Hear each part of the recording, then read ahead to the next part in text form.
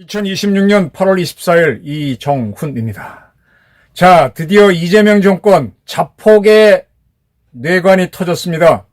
이재명 정권이 만들었던 특검이 서로 싸우게 됐습니다. 특검끼리 내전에 들어갔습니다. 특검의 전쟁이 터졌습니다. 제가 앞선 방송에서 하나의 나라에는 하나의 검찰이 있어야 되고 하나의 군이 있어야 된다. 수없이 말씀드렸습니다. 그러나 이재명 정권은 검찰청이 있는데 고위공직자 수사청, 공수처를 만들었죠. 수사처. 또 그리고 상당한 검사 출신을 보유하는 중수청을 만들겠다. 중수청은 현재 경찰 조리로 가고 있기는 합니다만, 네, 그러고 있습니다. 그런데 경찰도 한 나라에는 하나가 있어야 되는데 수사하는 경찰이 국가수사본부가 있고 중수청이 있고 이게 무슨 나라입니까? 이란이란 나라가 두 개의 군대가 있죠. 이란군, 이란혁명수비대. 그러니까 나라가 개판입니다. 나치 독일이 붕괴했을 때 그들도 나치당 춘위대라고 하는 군대하고 독일군이라고 하는 두 개의 군대가 있다가 개판이 되는 거죠. 어떻게 하나의 나라에는 하나의 경찰, 하나의 군, 하나의 검찰이 있어야 되는데 이거 몇 개씩 만들어 놨다가 자폭으로 갑니다. 이재명 정권의 붕괴는 좀 처참할 것 같습니다. 이재명이란 사람이 나온 걸 보면서 저는 이제 그 전에 문재인 정권이 있을 때도 이 경남고 출신 대통령이 나라를 말아먹는다. 이 시작은 김영삼이었다는 얘기를 많이 했습니다. 이재명이 저렇게 날뛸 수 있는 것도 저는 김영삼 때문이라고 봅니다. 김영삼이 만들었던 5.18 특별법 때문에 이렇게 특검을 만들어서 개판이 되는 나라를 이재명이 만들었다고 봅니다. 김영삼에 이어서 문재인, 이재명 개판을 치면서 이제 어떻게 되느냐. 전두환에 대한 재평가의 시기가 올 겁니다. 지금까지 전두환을 악마 뭐라고 막 묘사했는데 점점 더 달라질 겁니다. 우리가 박정희를 굉장히 악마로 알고 있다가 김영삼, 김대중 시절 거치면서 박정희 재평가가 내리면서 지금 박정희는 누구도 부정할 수 없는 산업화의 아버지가 됐습니다. 이제 전두환도 그런 기회를 잡을 것이다. 그거는 전적으로 김영삼이 길을 열었고 이재명이 참 이상한 행동을 함으로 해서 재평가 받을 수 있는 기회를 열었다. 이렇게 봅니다. 자, 우선요. 특검의 전쟁부터 설명드리겠습니다. 이재명 정권은 검찰을 없앤다. 그래서 그거를 공소청으로 바꾸겠다. 이렇게 하면서 특수목적의 검찰청은 수없이 만들었죠. 3대 특검을 만들었었죠. 법으로. 있었죠. 내란 특검, 김건희 특검, 또 뭐였죠? 해병 특검. 요 특수목적 검찰인 특검은 이 가동되는 기간이 법률로 한정되어 있습니다. 그게 끝나니까 또 종합특검법을 만들어서 이 3대 특검을, 근데 그 중에 특히 내란의 중심에 된 수사를 할 수 있도록 종합특검을 했습니다. 종합특검도 이제 기간이 다 돼서 끝나가는데 이 종합특검이 보는 시각하고 먼저 있었던 내란 특검이 보는 시각이 완전히 다릅니다. 자, 이정훈이가 문제가 일으켰어요. 저를 조사해서 내란 특검은 얘가 이러이러한 A라는 죄를 졌으니 징역 10년을 주시오라고 하려고 하는데 그 다음 특검이 저를 조사해갖고 얘는 A라는 죄에다가 B라는 죄도 있고 A라는 죄가 아니라 더 큰 B라는 죄를 졌으니까 얘는 30년을 주시오. 이렇게 두 번 구형하는 게 가능할까요? 안 됩니다. 근데 지금 그렇게 하고 있습니다. 이 두 번째 특검이 더 큰 죄를 준다고 하니까 그러면 앞에 있는 내란 특검은 수사 엉터리 한 거야? 이런 문제가 되니까 아니다. 내가 한 게 옳다. 네가 한 거는 무리다. 하면서 특검끼리 내란을 조사한다는 두 개의 특검이 내란에 들어갔습니다. 참 코미디입니다. 그래서 정성호 법무부 장관은 사퇴를 한 것 같습니다. 이거 도저히 나라 꼴이 아니죠. 두 개의 군대가 있으면 두 개의 군대가 싸우는 순간에 나라는 절단납니다. 두 개의 검찰이 싸우면 나라가 절단납니다. 이재명 정권은요. 오늘 인천의 모신문 조사에서 잘한다는 지지율이 40%까지 내려왔던데 이제 바로 30% 떨어지면서 이제 회복 불능으로 갈 겁니다. 이 차이가 뭔가 하면은 내란 특검은 먼저 있었던 거는 윤석열 정부가 계엄령을 선포했다가 국회에서 계엄을 해제하시오 하고 결의안을 하니까 윤석열 대통령이 계엄을 해제한다고 밝혔죠. 해제한 때까지를 계엄 선포해서 해제한 때까지를 내란 기간으로 봤는데 그 다음에 만들어진 종합특검은 어떻게 봤느냐.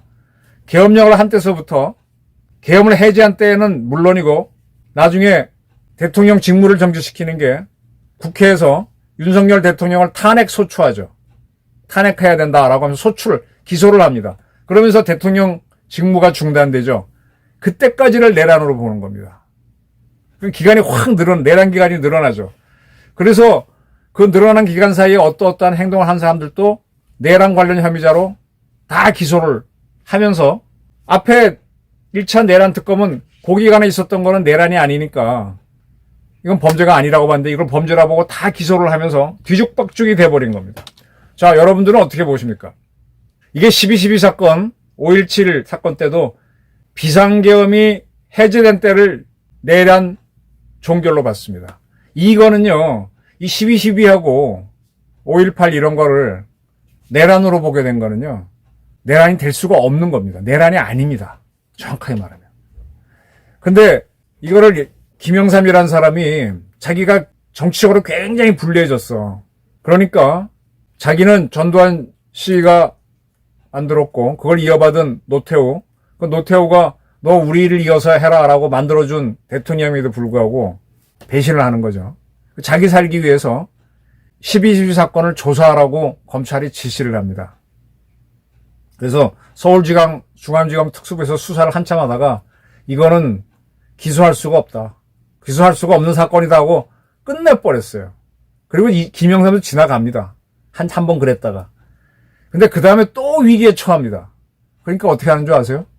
5.18, 12.12하고 5.18을 불법으로 보고 내란에 가까운 걸로 보고 처벌하는 법을 만듭니다. 5.18 특별법을 만들죠.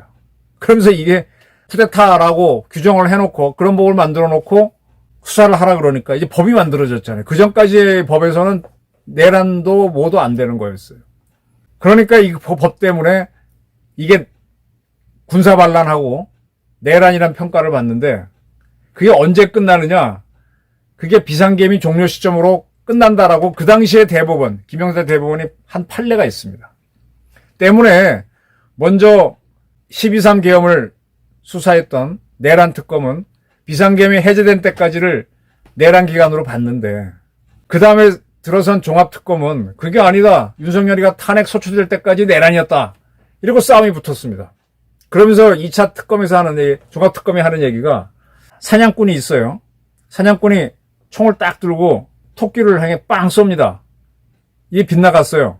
그래서 다시 총알을 탁 장전을 하고 막 겨냥한 거야.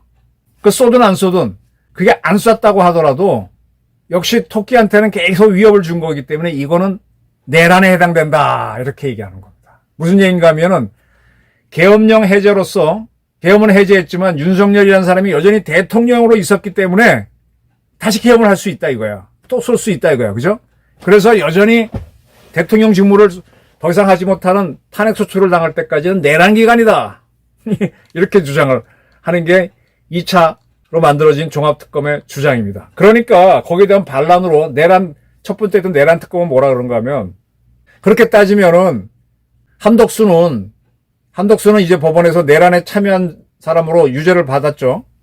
최종심까지 받았는지 모르겠는데 1심에서 분명히 유죄를 받았어요. 꽤 많은 형량이 나왔었죠. 기억하실 겁니다. 그 윤석열이 탄핵되고 나서 대통령 권한대행으로 한덕수가 됐는데 한덕수도 계엄을 때릴 수 있다. 그러면 한덕수가 대행이 된 것도 역시 내란 기간으로 봐야 되는 거 아니냐고 논리 싸움을 들어갔어요. 네, 내란 특검 주장도 틀린 건 아니죠. 탄핵 소추했더라도 자기가 계엄 때릴 수 있는 거 아니에요. 한덕수는 아주 중요 종사자로 지금 내란 가담자로 돼 있는데 이렇게 하면서 싸움이 붙은 겁니다. 자, 여러분 어떤 사람이 죄를 졌어요. 근데 첫 번째 맞는 특검에서 뭘 기소를 했어. 근데 그 다음 특검에서는 이 사람 죄가 없다라고 판단하면 어떻게 됩니까? 그러면 개판이 되죠, 나라가. 그죠? 그러니까 검찰이 한 개만 있어야 돼. 두 개가 있으니까 이 지랄이 생기는 거예요. 지랄입니다, 진짜 이거는. 아주 웃깁니다. 그래서 이런 경우는 어떻게 하는가 하면은 일단 먼저 있던 내란 특검이 기소를 했잖아요. 근데 여기서 무죄로 본다 그러면은 어떻게 돼? 재판을 안 하는 거야. 헷갈리잖아. 이럴 때는 두 번째 특검에서 앞에 거를 공소 취소를 시키고 다시 기소를 하든지 뭐 그렇게 해야 됩니다. 근데 그러면 앞에 한 사람은 수사를 엉터리한 거가 되니까 야 니들은 직무유기했네 하고 또 수사받을 수 있으니까 싸움이 벌어지는 겁니다. 이제 개판이 되는 겁니다. 개판. 두 개의 검찰을 만들어 놓고 이거를 어떻게 하죠? 그러니까 지금 이제 이미 기소를 내란 특검에서 한 거는 어쩔 수 없는 거고 다른 것 서로 이 기소를 아직 안 했다. 수사만 해놓고 기소는 안 했다면은 내란 특검 걸로 할지 종합 특검 걸로 할지 결정을 해야 되는데 서로 자존심이 걸려서 지금 싸움이 대판 벌어지게 생겼어요.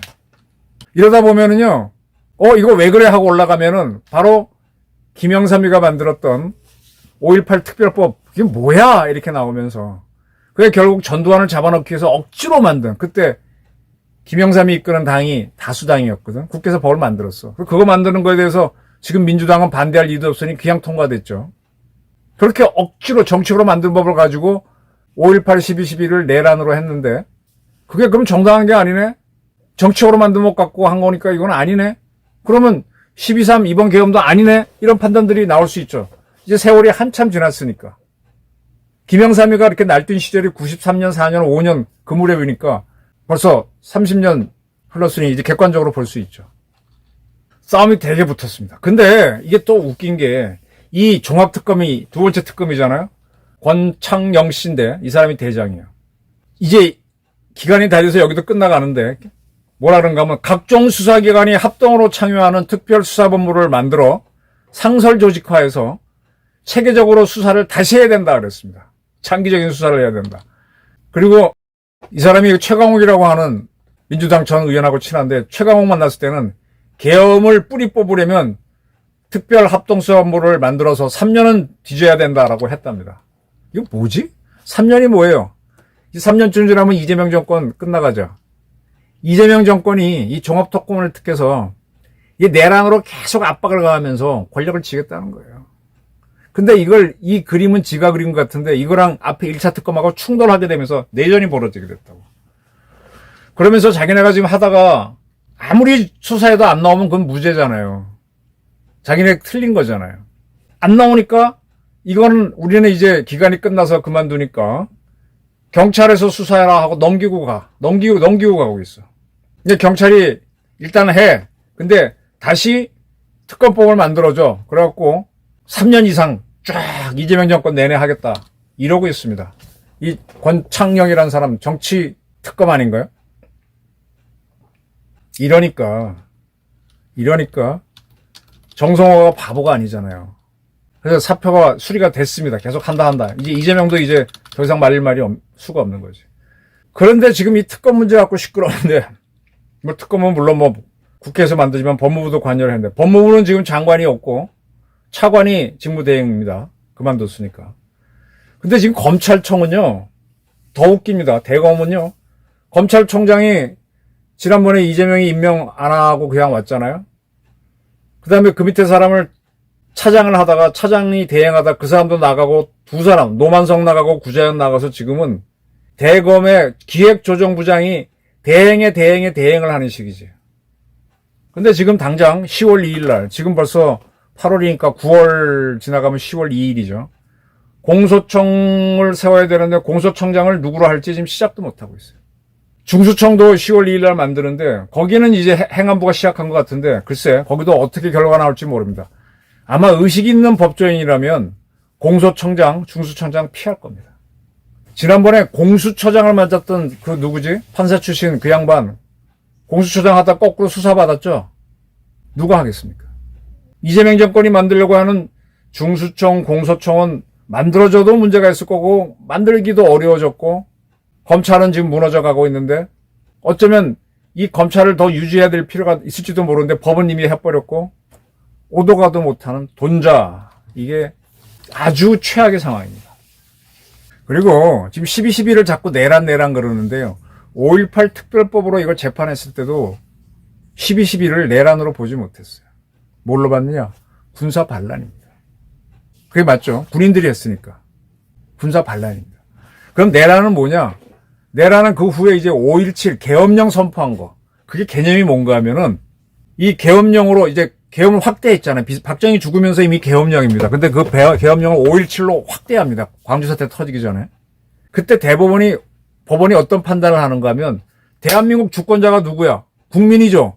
국민을 계엄령을 확대해서 했으니까 국민을 탄압했으니까 국민을 친 거니까 내란이라.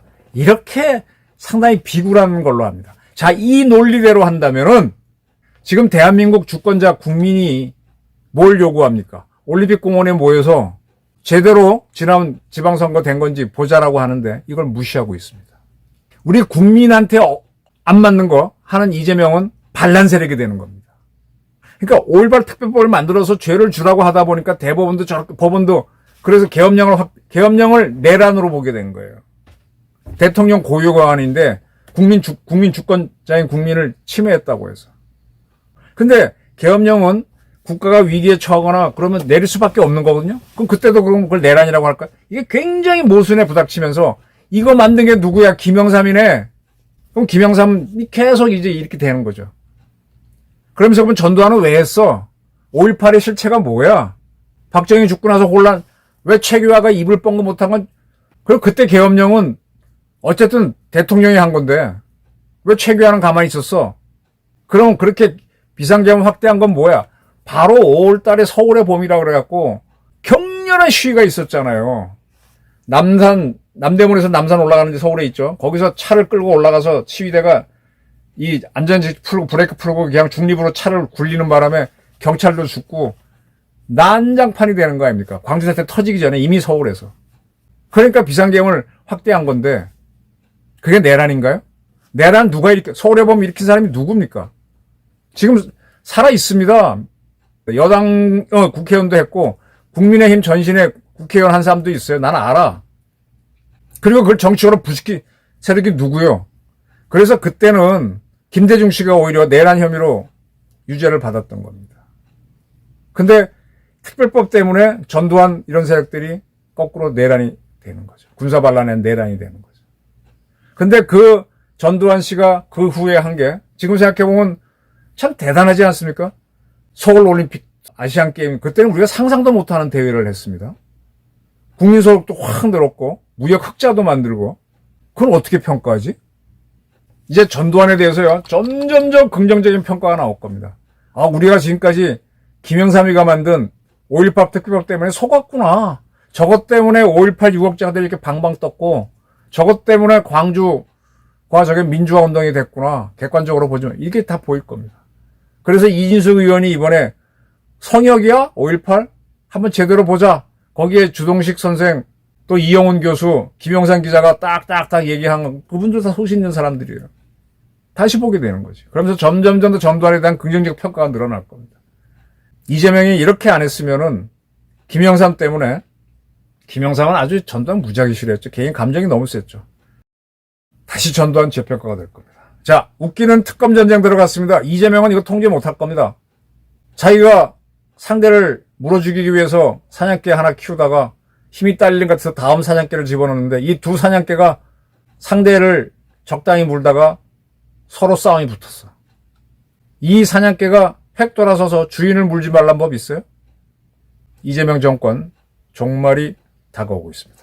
감사합니다.